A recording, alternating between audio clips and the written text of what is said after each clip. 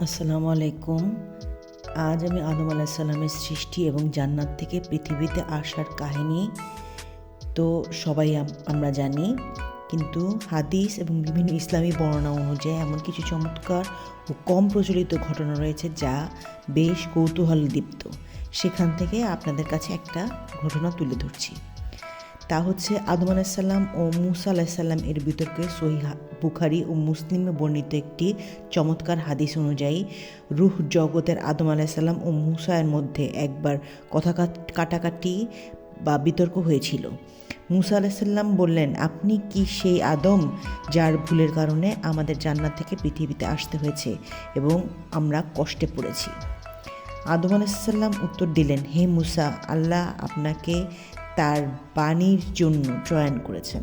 আচ্ছা বলুন তো, আমি সৃষ্টির কত বছর আগে আমার তকদীর এই পৌঁছেছিল? মুসা বললেন, মুসা আলাইসাল্লাম বললেন, প্রায় 40 বছর আগে। আদম আলাইসাল্লাম বললেন, তাহলে আল্লাহ যা আমার বাবার আগেই লিখে রেখেছিলেন তার জন্য আমাকে কেন দোষ দিচ্ছেন?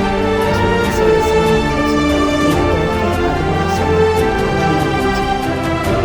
সুতরাং আমরা বুঝতে পারি যে আদম আলাইহিসসালাম যেটা করেছেন সেটা আল্লাহ আগেই নির্ধারণ করে রেখেছিলেন, কারণ পৃথিবীতে আল্লাহ মানুষ প্রেরণ করবেন। আমাদের আদিপিতা হিসেবে আদম আলাইহিসসালামকে আগেই চুজ করা হয়েছিল এবং এটা আগেই লেখা হয়েছিল, যা কখনো খণ্ডানো সম্ভব নয়। তো আজকের ঘটনাটা, আজকের গল্পটা যদি আপনাদের কাছে ভালো লাগে তাহলে আমার সাথে থাকবেন, লাইক করবেন, সাবস্ক্রাইব করবেন। আমিন সুম্মা আমিন।